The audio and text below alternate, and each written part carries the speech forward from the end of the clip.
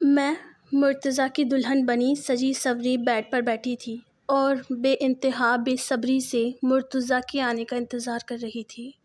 دل کی دھڑکنیں تیز تھیں اور ہر گزرتا لمحہ ایک صدی لگ رہا تھا، لیکن مرتضیٰ کے کمرے میں داخل ہونے سے پہلے ہی دروازہ زور سے کھلا اور میری جیٹھانی کمرے میں داخل ہوئیں۔ ان کا انداز عام سا بہو، ساس یا جیٹھانیوں والا نہیں تھا، بلکہ ان میں ایک عجیب سا تکبر اور غصہ جھلک رہا تھا۔ انہوں نے بڑی گہری اور حقارت بھری نظر مجھ پر ڈالی، جیسے وہ میرا جائزہ لے رہی ہوں اور میری ہر ایک چیز کو پرکھ رہی ہوں۔ پھر انہوں نے ایسی بات کہی کہ میرے 14 طبق روشن ہو گئے۔ وہ تیکھے لہجے میں کہنے لگیں کہ تم نے مرتضیٰ کے دل میں تو اپنی جگہ بنا لی ہے، لیکن اس گھر میں تم میری برابری کرنے کا خواب بھی مت دیکھنا۔ میں بڑی بہو ہوں اور اس گھر میں میری حیثیت اور رتبہ بالکل الگ ہے۔ ان کی یہ زہریلی بات سن کر میں حیران رہ گئی تھی۔ مجھے سمجھ نہیں آ رہا تھا کہ میں نے کیا کیا ہے کہ انہیں مجھ سے اتنا مسئلہ ہے۔ میں نے تو کبھی سوچا بھی نہیں تھا کہ میں ان سے برابری کروں گی یا گھر کی حکمرانی سنبھال لوں گی۔ میں تو بس اپنے شوہر کے ساتھ اپنی نئی زندگی شروع کرنا چاہتی تھی۔ وہ میری خاموشی کو دیکھ کر ایک تنقیدی جائزہ لیتی ہوئی کمرے سے باہر نکل گئیں اور میں وہاں ہکا بکا بیٹھی رہ گئی تھی۔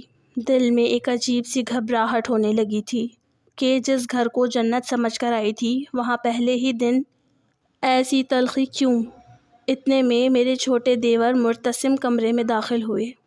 ان کے ہاتھ میں ایک پیکٹ تھا۔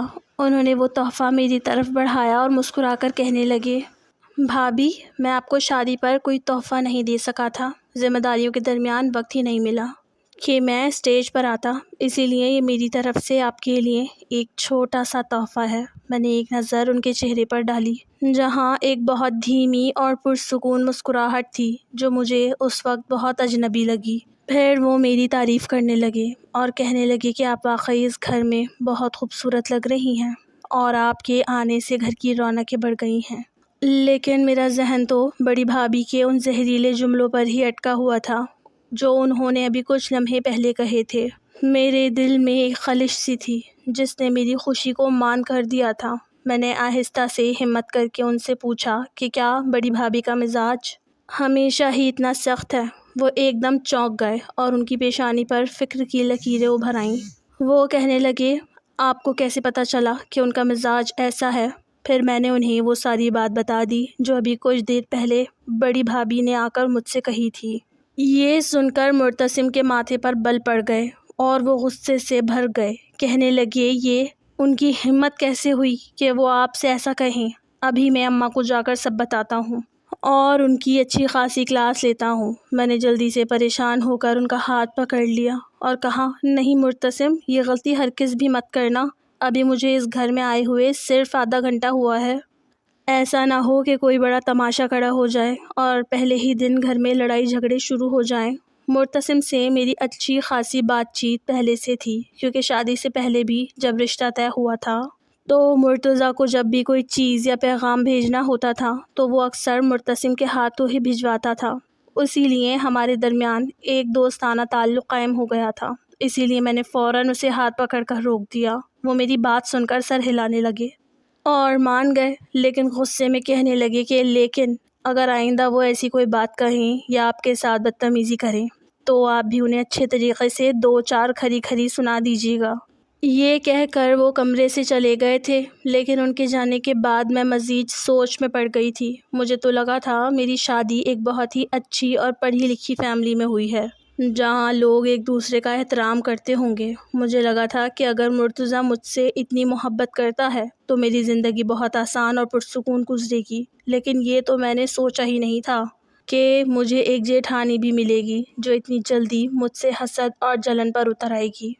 مرتضیٰ کے بارے میں سوچ کر میں نے خود کو سنبھالا اور اللہ کا نام لیا کہ شاید یہ وقت کے ساتھ ٹھیک ہو جائے، لیکن جیٹھانی کی وہ حقارت بھری نظریں اور مرتسم کی وہ عجیب سی فکر مجھے بار بار پریشان کر رہی تھی۔ کمرے میں خاموشی تھی، لیکن میرے دماغ میں خدشات کا ایک طوفان تھا۔ میں نے آئینے میں خود کو دیکھا اور سوچا کہ کیا واقعی میں اس گھر میں اپنا مقام بنا پاؤں گی؟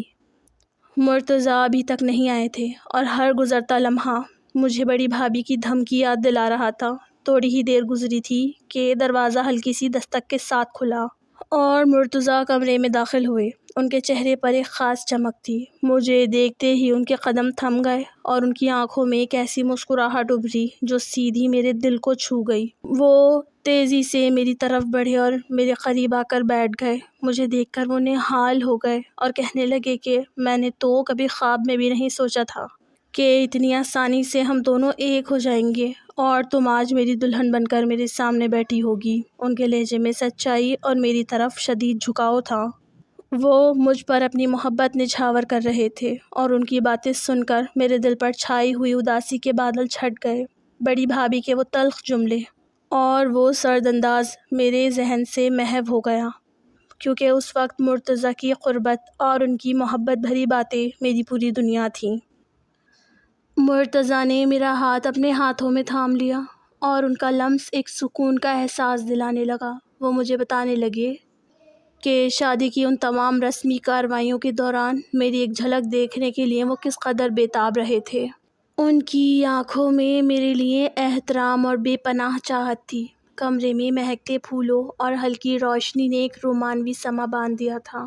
وہ مجھ سے وعدہ لینے لگے کہ ہم اپنی خوشیوں کو کبھی کسی کی نظر نہیں لگنے دیں گے اور ہمیشہ ایک دوسرے کا ساتھ دیں گے۔ میں نے سر ہلا کر ان کی بات کا اثبات کیا، کیونکہ میں اس لمحے میں جی رہی تھی اور مستقبل کے بارے میں سوچنا بھی نہیں چاہتی تھی۔ کمرے کا ماحول مکمل طور پر بدل چکا تھا اور اب وہاں صرف خوشی اور سکون کا راج تھا۔ مرتضیٰ کی موجودگی نے مجھے ایک ایسا تحفظ فراہم کیا تھا جو شاید ایک عورت کے لیے سب سے زیادہ اہم ہوتا ہے۔ وہ میری ہر ادا پر فدا ہو رہے تھے اور میں ان کی آنکھوں میں خود کو دیکھ کر سرشار تھی۔ ہم دونوں نے اپنی آنے والی زندگی کے کتنے ہی سہانے خواب دیکھے تھے کہ ہم اس گھر کو کس طرح محبت سے بھر دیں گے اور سب کے ساتھ مل کر رہیں گے۔ مجھے لگا کہ میری جیٹھانی کی وہ تلخ گفتگو صرف ایک معمولی سی بات تھی جسے میں نے ضرورت سے زیادہ اہمیت دے دی تھی۔ وہ رات بہت طویل اور پرسکون تھی جہاں صرف ہم دونوں تھے اور ہمارے خواب تھے جنہیں ہم سچ ثابت کرنے کے لیے تیار تھے۔ میں نے سوچا کہ اس گھر میں جتنی بھی تلخیاں ہوں، مرتضیٰ کا ساتھ ان سب کا حل ہے۔ اگلی صبح جب میں سو کر اٹھی اور شاور لے کر فریش ہو کر نکلی تو سورج کی پہلی کرنیں کھڑکی سے چھن کر کمرے میں پھیل رہی تھیں۔ مرتضیٰ گہری نیند سو رہے تھے اور ان کے چہرے پر ایک ایسی پرسکون کیفیت تھی جیسے وہ دنیا جہان کی فکروں سے آزاد ہوں۔ میں نے آہستہ سے اپنے بالوں کا پانی ان کے چہرے پر ٹپکایا تو وہ چونک کر نیند سے جاگے اور مسکرا کر مجھے دیکھنے لگے۔ میں نے شرمندگی اور ہنسی کو چھپاتے ہوئے فوراً کہا کہ اب اٹھ بھی جائیں، سب نیچے ناشتے پر انتظار کر رہے ہوں گے۔ میری بات سن کر وہ مسکرانے لگے اور اپنی مضبوط بازوؤں میں مجھے کھینچ کر دوبارہ اپنے ساتھ لٹا لیا اور کہنے لگے، رات تم بہت تھک گئی تھی، اسی لیے میں نے تمہیں جگانا مناسب نہیں سمجھا، لیکن اب تم فریش لگ رہی ہو تو چلو پھر کچھ دیر اور ساتھ گزارتے ہیں۔ ان کی بات کا مطلب سمجھتے ہوئے میرے چہرے کی رنگت شرم سے سرخ پڑ گئی تھی اور میں نے تیزی سے خود کو ان کی گرفت سے چھڑوایا اور جلدی سے پیچھے ہٹ کر کہا کہ ناشتے کی ٹیبل پر سب انتظار کر رہے ہوں گے، آپ کے بنا کوئی بھی ناشتہ شروع نہیں کرے گا، چلو اب جلدی اٹھیں، میں نیچے جا رہی ہوں۔ میں مرتضیٰ کو اٹھنے کا اشارہ کرتے ہوئے خود اپنے کمرے سے باہر نکل کر ڈائننگ ایریا کی طرف چل دی۔ میرے قدموں کی چاپ گونج رہی تھی اور دل میں ایک عجیب سا کھچاؤ تھا کہ وہاں کس قسم کا ماحول ہوگا۔ ڈائننگ ایریا میں پہنچ کر مجھے اندازہ ہوا کہ بڑی بھابھی کا اس گھر میں مکمل ہولڈ ہے۔ وہ اپنے حساب سے نوکروں کو حکم دے رہی تھی کہ کون سی چیز کہاں رکھنی ہے اور کیسے کیا کرنا ہے۔ ان کا لہجہ کسی ملکہ سے کم نہیں تھا۔ جیسے ہی ان کی نظر میرے چہرے پر پڑی تو ان کے چہرے کا رنگ ایک دم بدل گیا۔ ایک عجیب سی ناگواری کی لہر ان کے ماتھے پر دوڑ گئی، جیسے انہیں میری یہاں موجودگی ذرا بھی پسند نہ آئی ہو۔ میں نے سلام کیا لیکن انہوں نے سر ہلانے کی بھی زحمت نہیں کی اور اپنی نظریں واپس اپنے کام پر مرکوز کر لی۔ میں ایک کرسی کھینچ کر بیٹھ گئی تو انہوں نے ایک گہری اور طنزیہ نظر مجھ پر ڈالی اور نوکر کو آواز دی کہ جلدی کرو اور ناشتہ لاؤ، اب تو گھر میں مہمانوں کے ساتھ ساتھ نئی دلہن کے بھی شاید نخرے اٹھانے ہوں گے۔ ان کے الفاظ میں زہر بھرا ہوا تھا۔ میں نے خاموشی اختیار کی کیونکہ میں نہیں چاہتی تھی کہ پہلے ہی دن گھر میں کوئی جھگڑا ہو۔ اتنے میں مرتسم سیڑھیوں سے اترتا ہوا نیچے آیا۔ اس کی نظریں سیدھی میری طرف آئیں اور وہ مسکرا کر میرے پاس والی کرسی پر بیٹھ گیا۔ میں نے آتے ہی حال احوال پوچھا اور بڑی بھابھی کی طرف دیکھے بغیر مجھ سے ناشتے کے بارے میں پوچھنے لگا۔ وہ مسکرا کر مجھ سے باتیں کر رہا تھا اور کہہ رہا تھا، بھابھی آپ کے آنے سے بڑی رونق لگ گئی ہے۔ اس کی یہ بے تکلفی بڑی بھابھی کو مزید کھٹک رہی تھی۔ تبھی مرتضیٰ بھی آ گئے۔ انہیں دیکھ کر گھر کا ماحول ایک دم بدل گیا۔ جیسے ہی مرتضیٰ نے میرے پاس بیٹھ کر مجھ سے ناشتے کے بارے میں پوچھا، بڑی بھابھی نے ایک دم سے بات کا رخ موڑا اور کہنے لگی کہ آج کل کے زمانے میں ایک ہی رات میں شوہر زن مرید بن جاتے ہیں۔ مرتضیٰ نے ایک لمحے کے لیے ان کی طرف دیکھا اور پھر ہنستے ہوئے بات ٹال دی، لیکن بڑی بھابھی کا لہجہ مزید تلخ ہو گیا۔ وہ کہنے لگی کہ کل رات سے سن رہی ہوں کہ گھر میں کچھ زیادہ ہی رونق ہے۔ شاید کسی کو معلوم نہیں کہ گھر کے کاموں کی ذمہ داری کس کی ہے۔ میں نے ہمت کر کے کہا کہ بھابھی، میں ناشتے کے بعد آپ کا ہاتھ بٹانے کی پوری کوشش کروں گی، لیکن میری یہ بات سن کر انہوں نے ایک عجیب سا قہقہہ لگایا جو کسی بھی طرح خوشی کا نہیں تھا۔ وہ کہنے لگی کہ تمہاری ضرورت نہیں ہے، تم بس اپنے کمرے کی حد تک رہو تو زیادہ بہتر ہے۔ اس گھر کی مالکن میں ہوں اور میں ہی رہوں گی۔ مرتضیٰ نے اب کی بار ذرا سنجیدگی سے بڑی بھابھی کی طرف دیکھا اور کہا کہ بھابھی، یہ کیا طریقہ ہے؟ وہ ابھی اس گھر میں نہیں ہے، اسے تھوڑا وقت دیں۔ بڑی بھابھی خاموش ہو گئیں۔ میں نے محسوس کیا کہ مرتسم بار بار بڑی بھابھی کو دیکھ رہا تھا، جیسے وہ ان کی ہر حرکت پر نظر رکھے ہوئے ہو۔ ناشتے کے دوران بھی ایک عجیب سی خاموشی چھائی رہی، صرف چمچوں کے بجنے کی آواز آ رہی تھی۔ میں نے مرتضیٰ کو دیکھا تو وہ اپنے کاموں میں مگن تھے اور بڑی بھابھی کی باتوں کو سنجیدگی سے نہیں لے رہے تھے، لیکن مجھے اندازہ ہو گیا تھا کہ یہاں میرے لیے ایک مشکل سفر شروع ہو چکا ہے۔ ناشتہ ختم ہونے کے بعد جب میں کچن کی طرف جانے لگی تو مرتسم میرے پاس آیا اور چپکے سے بولا کہ بھابھی، آپ کو کچن میں جانے کی بالکل ضرورت نہیں ہے، آپ جا کر آرام کریں، میں سب دیکھ لوں گا۔ میں نے اسے سمجھانے کی کوشش کی کہ یہ میرا گھر ہے اور مجھے یہاں کی ذمہ داریاں سمجھنی ہیں، لیکن وہ بضد تھا کہ آپ کو ابھی کچھ کرنے کی ضرورت نہیں ہے۔ اچانک بڑی بھابھی وہاں آ گئیں اور ہمیں اس طرح سرگوشیوں میں بات کرتے دیکھ کر ان کے چہرے پر غصے کے بجائے ایک عجیب سی مسکراہٹ آ گئی۔ وہ کہنے لگی کہ واہ، کیا خوب جوڑی ہے، ایک دوسرے کا کتنا خیال رکھا جا رہا ہے۔ ان کے اس طنزیہ جملے نے مجھے اندر تک ہلا دیا۔ میں نے مرتسم کو ایک نظر دیکھا اور وہاں سے تیزی سے باہر نکل گئی۔ میں نے اپنے کمرے میں جا کر دروازہ بند کر لیا اور بستر پر بیٹھ کر سوچنے لگی کہ آخر اس گھر میں یہ سب کیوں ہو رہا ہے؟ کیا بڑی بھابھی کا مقصد صرف مجھے نیچا دکھانا ہے؟ میں مرتضیٰ کا انتظار کر رہی تھی تاکہ ان سے بات کر سکوں، لیکن مجھے ڈر تھا کہ کہیں مرتضیٰ کو برا نہ لگے کہ میں نے ان سے ان کے گھر والوں کی شکایتیں لگانی شروع کر دی ہیں۔ تھوڑی ہی دیر میں مرتضیٰ ناشتے سے فارغ ہو کر اور ولیمے کی تیاریوں کو چیک کرنے کے بعد کمرے میں آ گئے۔ مجھے وہاں گمسم بیٹھے دیکھ کر وہ مسکرائے اور میرے پاس آ کر بیٹھ گئے۔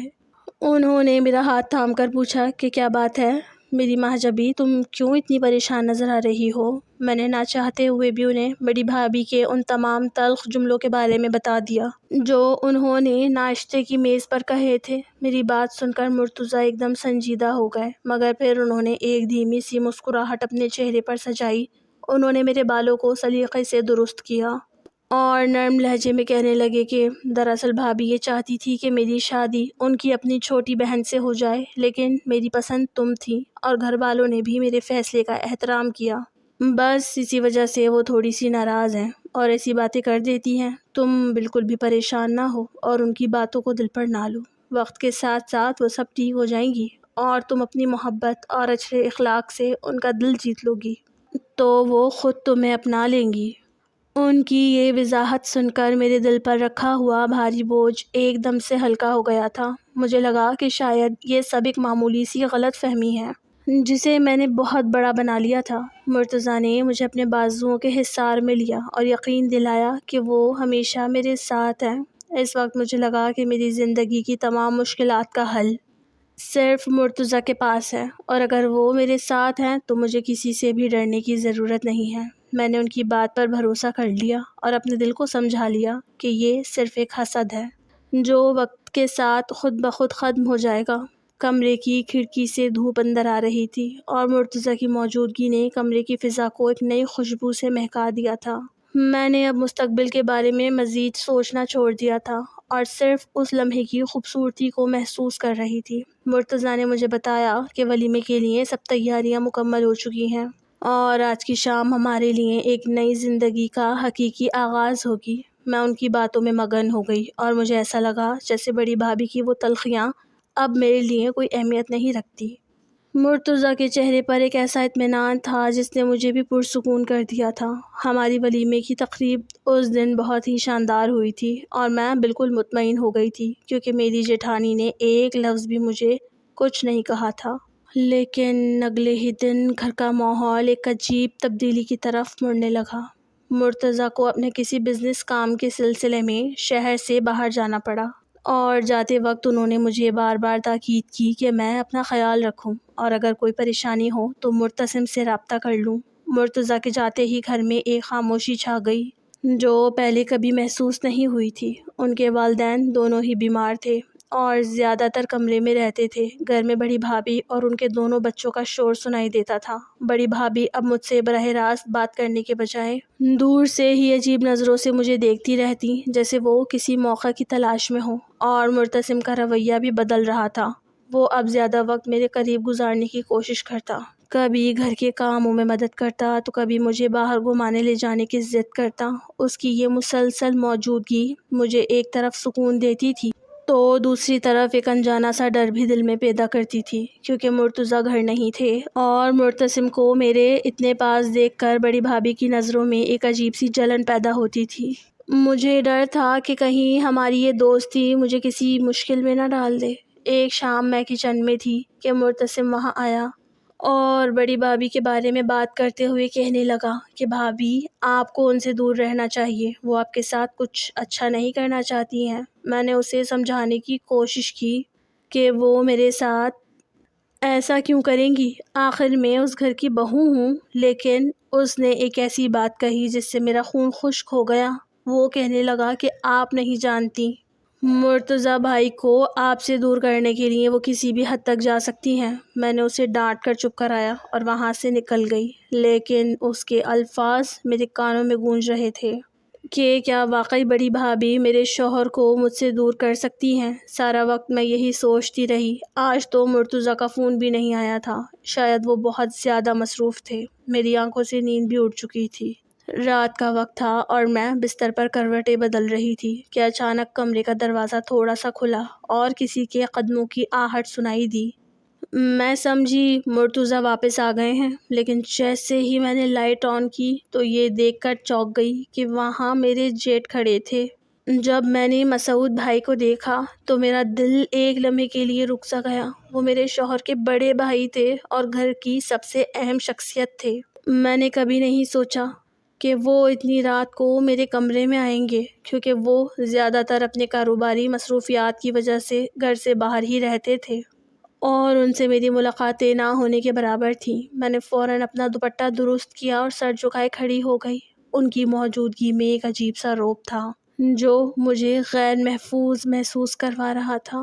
میں بہت نرم لہجے میں معذرت کرتے ہوئے کہنے لگی کہ انہیں معلوم ہے یہ وقت مناسب نہیں ہے، لیکن مرتضیٰ کا فون آیا تھا اور وہ بہت پریشان تھا۔ اس نے مجھے کہا تھا کہ آپ کو پیغام دے دوں کہ کام میں کچھ پیچیدگیاں آ گئی ہیں اور اسے وہاں مزید 2-3 دن رکنا پڑے گا۔ اس کا فون بھی خراب ہو گیا ہے، اسی لیے وہ ڈائریکٹ آپ کو فون نہیں کر سکا۔ کسی سے فون لے کر اس نے مجھے کال کی تھی، تبھی میں رات کے اس پہر آپ کو یہ خبر سنانے آ گیا تاکہ اس کا فون بند ملنے پر آپ شدید پریشان نہ ہوں۔ یہ خبر سن کر میرا دل بیٹھ گیا۔ مجھے مرتضیٰ کی کمی شدت سے محسوس ہو رہی تھی، لیکن میں نے اپنے چہرے پر کوئی تاثر نہیں آنے دیا۔ میں نے بس اتنا کہا کہ ٹھیک ہے، میں سمجھ سکتی ہوں ان کے کام کا دباؤ بہت ہے۔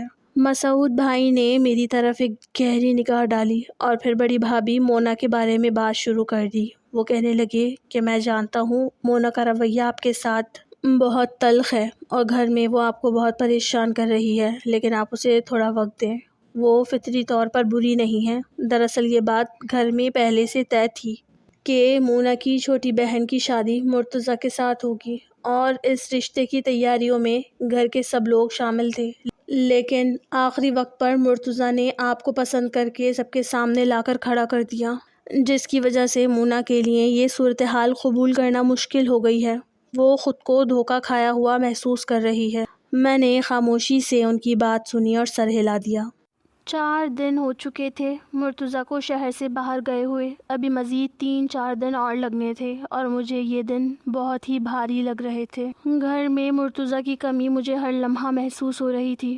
اوپر سے بڑی بھابھی مونا کی مسلسل حقارت اور طنزیہ جملے میری زندگی کو اذیت بنا رہے تھے۔ اگلے دن مرتضی صبح ہی میرے پیچھے لگ گیا۔ بھابھی، آج ہم باہر چلیں گے، آئس کریم کھائیں گے اور تھوڑی شاپنگ بھی کریں گے۔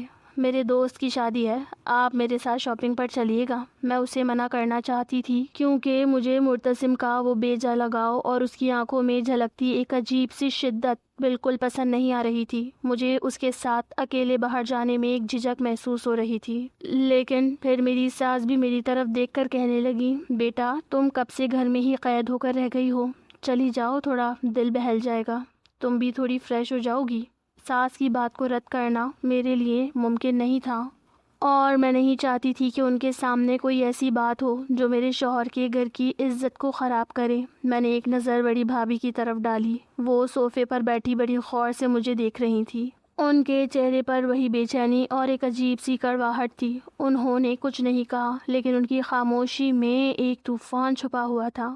میں نے مجبوری میں سر ہلا دیا اور کہا، ٹھیک ہے، میں تیار ہو جاتی ہوں۔ مرتضی کی خوشی دیدنی تھی۔ وہ فوراً وہاں سے اٹھا اور کہنے لگا کہ میں گاڑی نکالتا ہوں، آپ جلدی تیار ہو جائیں۔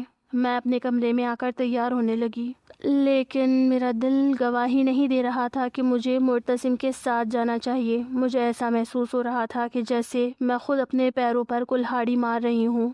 تیار ہو کر جب میں باہر نکلی تو مرتضی گاڑی کے پاس کھڑا میرا انتظار کر رہا تھا۔ اس نے مجھے دیکھتے ہی ایک ایسی مسکراہٹ دی جو مجھے پھر سے عجیب لگی۔ ہم گاڑی میں بیٹھ کر نکل گئے۔ شہر کی رونقیں مجھے اپنی طرف متوجہ کرنے میں ناکام رہیں کیونکہ میرا ذہن مسلسل مرتضیٰ کے پاس تھا۔ میں نے راستے میں مرتضی سے کوئی خاص بات نہیں کی۔ وہ مسلسل مجھ سے باتیں کرنے کی کوشش کر رہا تھا، کبھی کسی دوست کی تعریف تو کبھی کسی جگہ کی خوبصورتی، لیکن میں صرف خاموشی سے باہر دیکھ رہی تھی۔ بازار میں جب ہم پہنچے تو بھیڑ بھاڑ اور لوگوں کا ہجوم مجھے اپنی لپیٹ میں لینے لگا۔ شاپنگ کے دوران مرتضی کا انداز بہت زیادہ دوستانہ تھا۔ وہ ہر چیز کا انتخاب میری مرضی سے کر رہا تھا اور جب بھی میں کسی چیز کو دیکھتی تو وہ فوراً اسے خریدنے کی ضد کرتا۔ مجھے اس کا یہ رویہ بہت عجیب لگ رہا تھا۔ میں نے اس سے کہا کہ مرتضی، مجھے صرف کچھ ضروری چیزیں ہی خریدنی ہیں اور پھر ہم واپس چلیں گے، لیکن وہ کہنے لگا کہ نہیں بھابھی، آج ہم بہت اچھا وقت گزاریں گے، آپ کو ہر وہ چیز ملے گی جو آپ کا دل کرے۔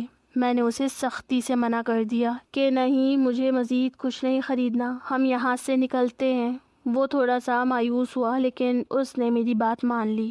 دن ایسے ہی گزرنے لگے اور پھر مرتضیٰ کی واپسی کا دن آ گیا۔ میں اس دن صبح سے ہی بہت پرجوش تھی کیونکہ میں نے طے کر رکھا تھا کہ آج ان کی واپسی پر ان کا پسند کا کھانا خود اپنے ہاتھوں سے بناؤں گی۔ مجھے ان کی پسند اور ناپسند کا اچھی طرح علم تھا کیونکہ ہم دونوں پچھلے 1 سال سے ایک دوسرے کو جانتے تھے۔ دراصل میں مرتضیٰ کی کمپنی میں نوکری کے لیے انٹرویو دینے گئی تھی۔ وہاں نوکری تو مجھے نہیں مل سکی کیونکہ میری کوالیفیکیشن کم تھی، لیکن اسی ملاقات میں مرتضیٰ نے مجھے پسند کر لیا تھا اور وہیں سے ہماری محبت کی کہانی شروع ہوئی تھی۔ اس 1 سال کے عرصے میں ہم نے ایک دوسرے کو بہت قریب سے دیکھا تھا اور ایک دوسرے کی پسند ناپسند سے مکمل واقف تھے۔ اسی لیے آج میں چاہتی تھی کہ ان کی واپسی پر انہیں ان کے پسندیدہ کھانے پیش کر کے خوش کر دوں، لیکن کچن میں قدم رکھتے ہی بڑی بھابھی مونا نے مجھے روک دیا۔ ان کا رویہ آج کچھ زیادہ ہی تلخ تھا۔ انہوں نے مجھے صاف کہہ دیا کہ گھر کے کاموں میں مداخلت کرنے کی ضرورت نہیں ہے اور کھانا ملازم ہی تیار کریں گے۔ انہوں نے اپنی مرضی سے ملازموں سے کھانا پکوایا تھا جس میں مرتضیٰ کی پسند کا کوئی بھی کھانا شامل نہیں تھا۔ میں نے دل مار کر اپنی خواہش دبا لی کیونکہ میں کسی بھی صورت اس گھر میں کوئی تنازع کھڑا نہیں کرنا چاہتی تھی۔ شام کے وقت جب مرتضیٰ کی گاڑی گھر کے گیٹ پر رکی تو میرا دل خوشی سے اچھل پڑا۔ میں بھاگتی ہوئی صحن میں گئی لیکن میرے قدم وہیں تھم گئے۔ مرتضیٰ گاڑی سے باہر آئے تو ان کا حلیہ اور چہرہ سب کچھ بدلا ہوا تھا۔ ان کی آنکھیں اندر کو دھنسی ہوئی تھی اور چہرے پر ایک عجیب سی زردی چھائی ہوئی تھی۔ وہ بالکل کسی اجنبی کی طرح چل رہے تھے۔ میں نے آگے بڑھ کر ان کا استقبال کرنا چاہا تو انہوں نے میری طرف دیکھا تک نہیں بلکہ سیدھے اپنے کمرے کی طرف چل دیے۔ میں پیچھے رہ گئی اور میرے دل میں ایک انجانا سا خوف بیٹھ گیا۔ مرتضیٰ کے کمرے میں پہنچنے کے بعد کافی دیر گزر گئی لیکن وہ باہر نہیں آئے۔ میں نے سوچا کہ شاید سفر کی تھکن ہوگی، اسی لیے میں چائے کا ٹرے لے کر ان کے پاس چلی گئی۔ کمرے کا دروازہ نیم وا تھا۔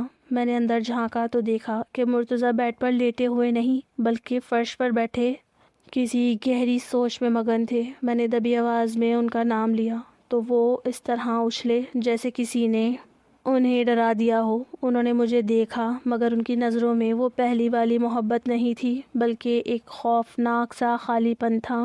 میں نے کانپتے ہاتھوں سے چائے کی ٹرے میز پر رکھی اور ان کے قریب جا کر بیٹھ گئی۔ مرتضیٰ، میں نے آہستہ سے ان کا ہاتھ پکڑ کر پوچھا کہ آپ ٹھیک تو ہیں نا؟ ان کا ہاتھ اتنا ٹھنڈا تھا کہ مجھے جھٹکا سا لگا۔ انہوں نے اپنی نظریں میری طرف اٹھائیں اور اتنی سرد آواز میں کہا کہ ماں جبین، میں تم سے کچھ کہنا چاہتا ہوں لیکن شاید تم سن کر یقین نہ کرو۔ میں نے مرتضیٰ کا ہاتھ پکڑا اور لرزتی ہوئی آواز میں کہا کہ بتائیں مرتضیٰ، کیا بات ہے؟ میں آپ کی ہر بات پر یقین کرتی ہوں۔ اس سے پہلے کہ وہ مجھے کچھ کہتے، باہر سے بڑی بھابھی کی اونچی آواز گونجی اور انہوں نے انہیں نام لے کر پکارنا شروع کیا۔ بڑی بھابھی کی آواز سنتے ہی مرتضیٰ ایک دم سے ساکت ہو گئے اور اٹھ کر باہر نکل گئے۔ باہر نکل کر معلوم ہوا کہ بڑی بھابھی نے انہیں اماں کی دوائیں لانے کے لیے فوری باہر جانے کا کہا تھا۔ مرتضیٰ نے بغیر ایک لمحہ ضائع کیے اور مجھ سے کچھ بھی کہے بغیر ان کے ہاتھ سے دواؤں کا پرچہ لیا اور گھر سے باہر نکل گئے۔ مجھے بڑی بھابھی پر شدید غصہ آیا تھا۔ بھابھی یہ دوائیں مرتسم سے بھی منگوا سکتی تھی یا پھر مسعود بھائی بھی گھر پر ہی موجود تھے، وہ بھی لا سکتے تھے، لیکن مرتضیٰ جو ابھی تھکے بھارے طویل سفر سے لوٹے تھے، انہیں بڑی بھابھی نے جان بوجھ کر مجھ سے دور کرنے کے لیے دوبارہ بھیج دیا تھا۔ میں کمرے میں اکیلی بیٹھی سوچ رہی تھی کہ پتہ نہیں ایسی کون سی خوفناک بات ہے جو وہ مجھے بتانے والے تھے اور اب کب موقع ملے گا کہ ہم سکون سے بات کر سکیں۔ مجھے ان کی فکر بھی ہو رہی تھی اور ایک انجانا سا پریشانی کا بوجھ میرے دل کو دبا رہا تھا۔ میں ان کے انتظار میں کمرے میں ٹہلتی رہی لیکن وقت تھا کہ گزرنے کا نام ہی نہیں لے رہا تھا۔ تقریباً 1.5 گھنٹہ گزر چکا تھا کہ اچانک گھر میں ایک ہلچل سی مچ گئی اور وہ خبر آئی جس نے میری دنیا ہی اجاڑ کر رکھ دی۔ مرتضیٰ کے ایکسیڈنٹ کی ہولناک خبر مجھے مرتسم کے ذریعے ملی تھی۔ اس کے چہرے پر ہوائیاں اڑ رہی تھی اور وہ گھبرایا ہوا چیخ رہا تھا کہ مرتضیٰ بھائی کا ایکسیڈنٹ ہو گیا ہے۔ ہم فوراً ہسپتال بھاگے جہاں پہنچ کر پتہ چلا کہ ان کا بہت شدید ایکسیڈنٹ ہوا ہے اور وہ موت و حیات کی کشمکش میں ہیں، لیکن ڈاکٹروں کی تمام تر کوششوں کے باوجود چند گھنٹوں بعد ہی وہ خبر آ گئی جس نے میرے ہوش اڑا دیے۔ مرتضیٰ اس دنیا سے رخصت ہو چکے تھے۔ ہمارے گھر میں کوہرام مچ گیا تھا۔ میری آنکھوں کے سامنے اندھیرا چھا گیا تھا۔ مجھے یقین ہی نہیں آ رہا تھا کہ جو شخص چند گھنٹے پہلے زندہ سلامت میرے سامنے تھا وہ اب صرف ایک میت بن چکا ہے۔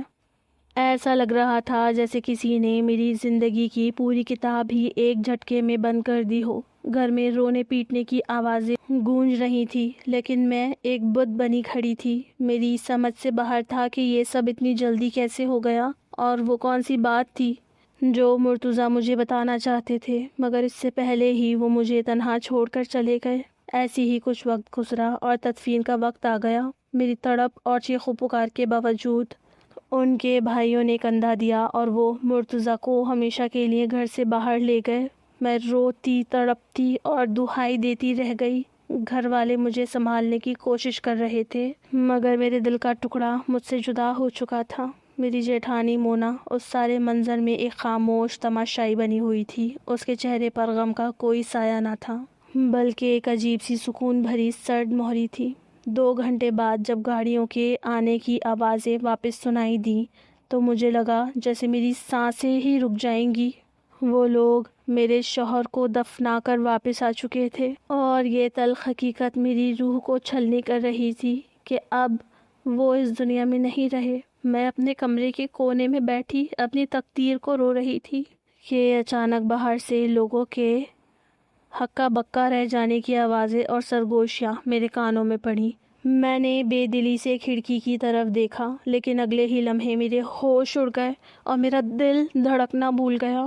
صحن میں میرے دیور معتصم اور جیٹھ مسعود کے درمیان مرتضیٰ چل رہے تھے۔ وہ اسی لباس میں تھے جس میں انہیں دفنانے کے لیے لے جایا گیا تھا۔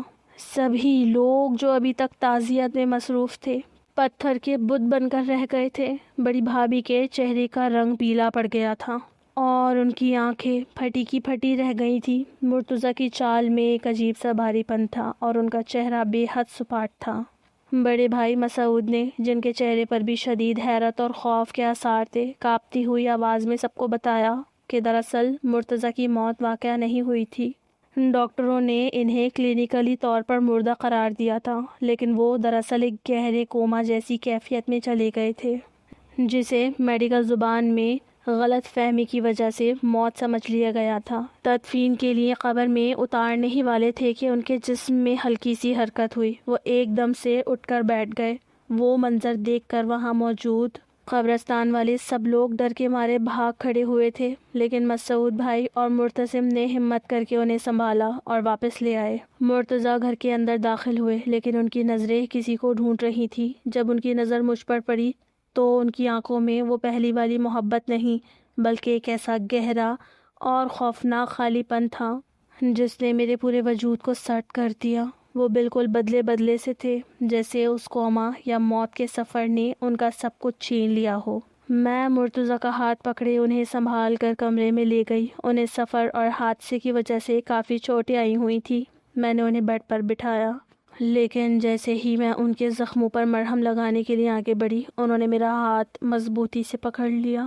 ان کی آنکھوں میں ایک ایسی گہرائی اور دکھ تھا جو میں نے پہلے کبھی نہیں دیکھا تھا۔ وہ کہنے لگے کہ تمہیں پتہ ہے میں نے زندگی اور موت کے اس سفر کے دوران کیا پایا؟ میں سہم کر وہیں ان کے پاس بیٹھ گئی اور انہیں دیکھنے لگی۔ وہ آہستہ لہجے میں بولے، جب میں دوسرے شہر گیا تو وہاں مجھے پتہ چلا کہ کوئی میرا کاروبار تباہ کرنے کی کوشش کر رہا ہے، کوئی میری ہی کمر میں خنجر گھونپ رہا ہے۔ میں بہت پریشان تھا اور اسی الجھن کو لے کر گھر لوٹا تھا کہ کون ہے جو میرا اتنا قریبی ہو کر بھی میرا دشمن بنا ہوا ہے۔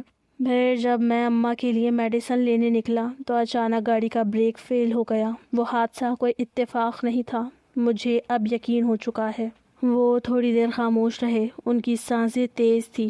پھر انہوں نے وہ انکشاف کیا جس نے میرے ہوش اڑا دیے۔ ڈاکٹروں نے مجھے مردہ قرار دے دیا تھا، لیکن سچ تو یہ ہے کہ میں سب کچھ سن سکتا تھا۔ ہاں، میں بول نہیں سکتا تھا اور حرکت کرنے سے قاصر تھا۔ میں نے تمہاری سسکیوں اور سب کی باتیں سنی جو میرے سامنے کی جا رہی تھی، یہاں تک کہ جب مجھے تدفین کے لیے قبر میں لٹایا گیا تو لوگ پیچھے ہٹے، لیکن میرے اپنے جو خود کو میرا خیر خواہ کہتے تھے وہ باری باری میرا چہرہ دیکھنے میرے قریب آئے۔ اور تم جانتی ہو تب کیا ہوا؟ جب وہ میرے قریب آئے تو ان میں سے ایک نے میرے کان میں ایسی بات کہی کہ جس نے میرا سکون ہمیشہ کے لیے ختم کر دیا۔ مرتضیٰ کی آواز لرز رہی تھی اور ان کی گرفت میرے ہاتھ پر مزید سخت ہو گئی تھی۔ میں نے دھڑکتے دل کے ساتھ پوچھا کہ کیا کہا انہوں نے؟ کون تھا وہ؟ مرتضیٰ نے ایک گہری سانس لی اور میری آنکھوں میں دیکھتے ہوئے بولے، وہ شخص کوئی اور نہیں بلکہ وہی ہے جس پر میں نے سب سے زیادہ بھروسہ کیا تھا۔ اس نے میرے کان میں سرگوشی کی، آخر کار تم راستے سے ہٹ گئے، اب تمہاری دولت اور تمہاری بیوی دونوں پر میرا قبضہ ہوگا۔ میں اس وقت کچھ نہ کر سکا، لیکن اسی وقت میں نے فیصلہ کر لیا تھا کہ میں مر نہیں سکتا، مجھے واپس آنا ہی ہوگا۔ یہ سن کر میرے بدن میں کپکپی دوڑ گئی۔ میں نے لرزتے ہوئے پوچھا، مرتضیٰ کون تھا وہ جس نے آپ سے ایسی بات کہی؟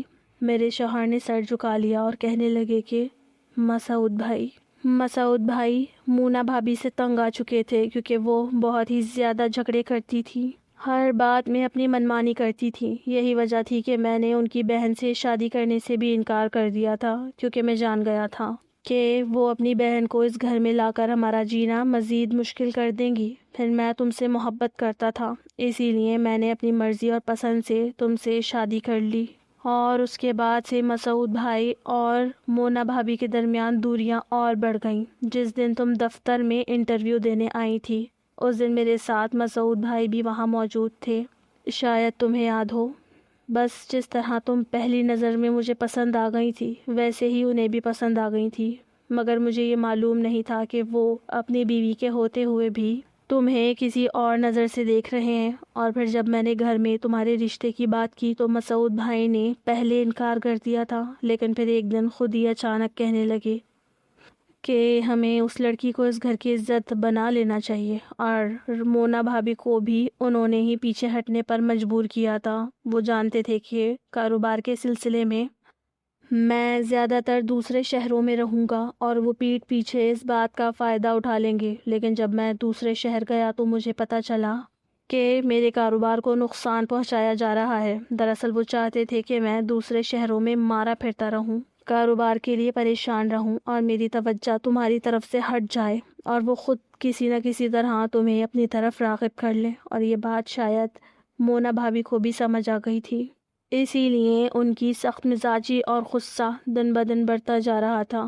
لیکن چونکہ مرتسم ہر وقت تمہارے آس پاس رہتا تھا، اسی لیے مسعود بھائی کو موقع نہ مل سکا۔ یہ سن کر میرے پیروں تلے سے زمین نکل گئی، میری آنکھوں کے سامنے اندھیرا چھا گیا تھا۔ کیا جس مسعود بھائی کو میں گھر کا سب سے معتبر اور باوقار شخص سمجھتی تھی، وہ اتنے گھٹیا اور پست ذہنیت کے مالک تھے؟ مجھے اب ہر بات کی کڑی ایک دوسرے سے جڑتی ہوئی محسوس ہو رہی تھی۔ مسعود بھائی کا رات گئے میرے کمرے میں آنا، ان کی وہ ہمدردانہ باتیں، وہ سب کچھ ایک سوچی سمجھی چال تھی۔ وہ مجھے مرتضیٰ سے دور کرنے کے لیے ہر ممکن کوشش کر رہے تھے۔ مجھے یاد آیا کہ کس طرح وہ مرتضیٰ کے بارے میں غلط معلومات دیتے تھے کہ وہ مصروف ہیں یا ان کا فون خراب ہے، اور وہ مونا بھابھی کے بارے میں باتیں کر کے میرا دل جیتنا چاہتے تھے۔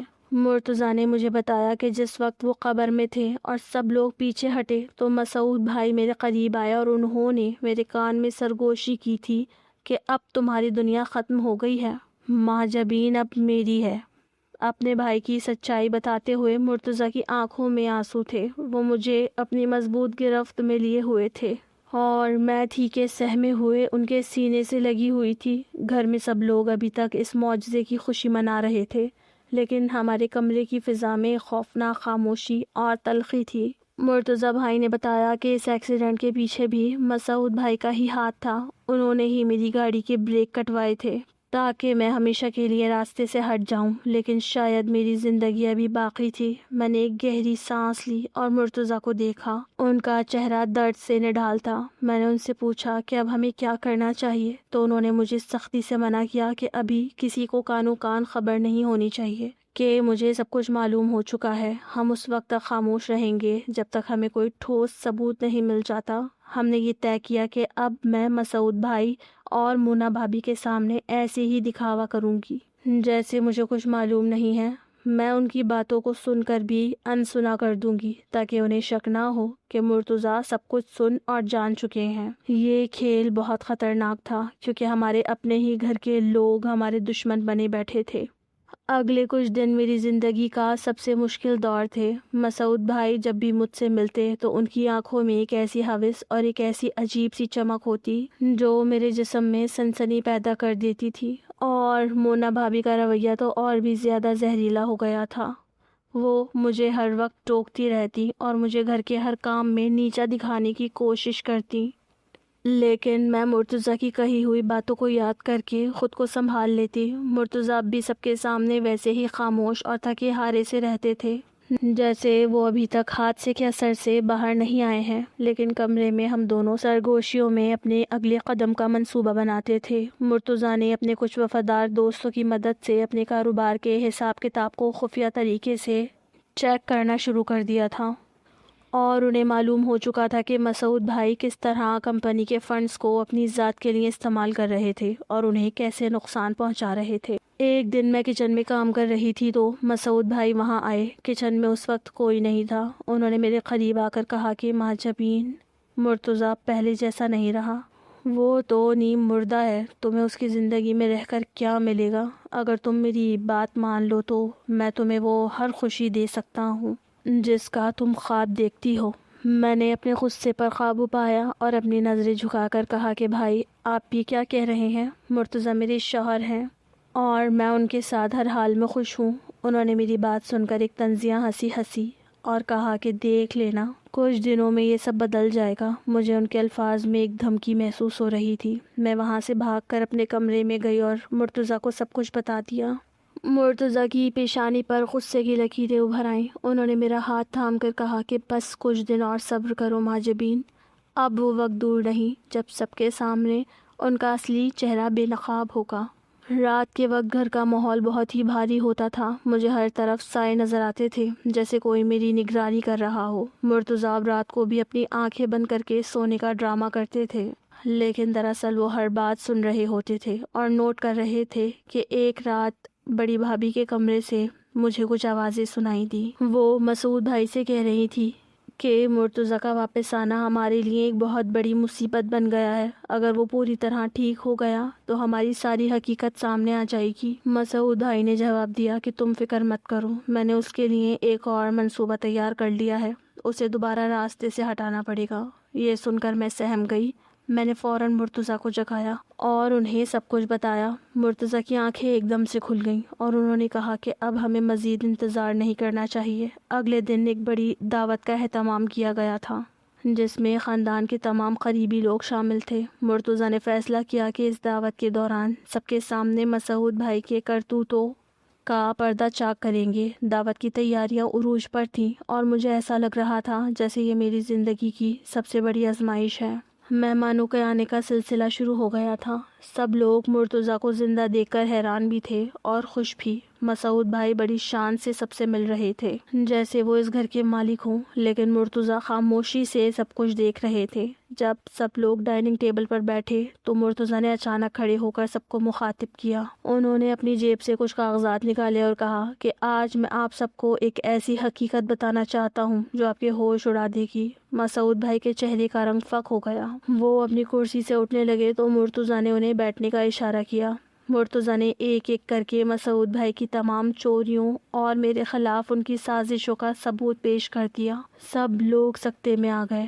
مونا بھابھی بھی ہکا بکا رہ گئی تھی کیونکہ انہیں بھی علم نہیں تھا کہ ان کے شوہر اتنی بڑی حد تک جا سکتے ہیں۔ مسعود بھائی نے شروع میں انکار کرنے کی کوشش کی، لیکن جب مرتضیٰ نے ان کے اپنے ہی ساتھیوں کی ریکارڈنگ اور بینک ٹرانزیکشنز کی تفصیلات دکھائیں تو ان کے پاس خاموش ہونے کے سوا کوئی راستہ نہ بچا۔ پورے ہال میں ایک سناٹا چھا گیا تھا اور لوگ حقارت بھری نظروں سے مسعود بھائی کو دیکھ رہے تھے۔ مرتضیٰ نے کہا کہ تم نے نہ صرف میرے کاروبار کو تباہ کرنے کی کوشش کی بلکہ تم نے میری زندگی اور میری بیوی کی عزت کے ساتھ بھی کھلواڑ کرنے کی کوشش کی ہے۔ یہ سب سن کر ساس اور سسر کی آنکھوں سے آنسو بہنے لگے۔ انہیں اپنے بڑے بیٹے سے ایسی امید نہیں تھی۔ معتصم کو مرتضیٰ پہلے ہی سب کچھ بتا چکے تھے، اسی لیے وہ خاموش تھا، بلکہ مسعود بھائی کی سچائی سامنے لانے میں اس نے خود بھی مرتضیٰ کی بہت مدد کی تھی۔ مسعود بھائی کو سب کے سامنے شرمندگی کا سامنا کرنا پڑا اور انہیں اس گھر سے ہمیشہ کے لیے نکال دیا گیا۔ مونا بھابھی بھی اپنے شوہر کی اس حرکت کے بعد ٹوٹ گئیں اور انہوں نے بھی مرتضیٰ سے معافی مانگی۔ مرتضیٰ نے انہیں معاف کر دیا، لیکن انہیں بھی گھر سے جانے کا حکم دیا۔ اس دن کے بعد گھر کا ماحول مکمل طور پر بدل گیا۔ مرتضیٰ کی صحت میں بھی بہتری آنے لگی اور ہم دونوں نے دوبارہ سے ایک نئی زندگی شروع کی، لیکن وہ زخم جو ہمیں اپنے قریبی لوگوں سے ملے تھے وہ شاید ہمیشہ رہیں گے۔ اس کہانی نے مجھے سکھا دیا کہ کبھی کبھی ہمارے دشمن ہمارے گھر کے اندر ہی چھپے ہوتے ہیں اور ہم انہیں اپنا سمجھ کر گلے لگاتے رہتے ہیں۔ اب ہماری زندگی میں سکون تھا اور مرتضیٰ کی محبت میرے لیے ایک ڈھال بن گئی تھی۔ ہم دونوں نے ایک دوسرے کا ہاتھ تھام کر اس امتحان کو پار کیا تھا اور اب ہم اپنے بچوں کے ساتھ ایک خوشحال مستقبل کی طرف بڑھ رہے تھے۔ مرتضیٰ کی زندگی کا یہ دوسرا حصہ ہمارے لیے بہت کچھ سیکھنے کا موقع لے کر آیا تھا اور اب میں خدا کا جتنا شکر ادا کروں کم تھا کہ انہوں نے مجھے صحیح وقت پر حقائق سے آگاہ کر دیا اور ہمیں ایک بڑے حادثے سے بچا لیا۔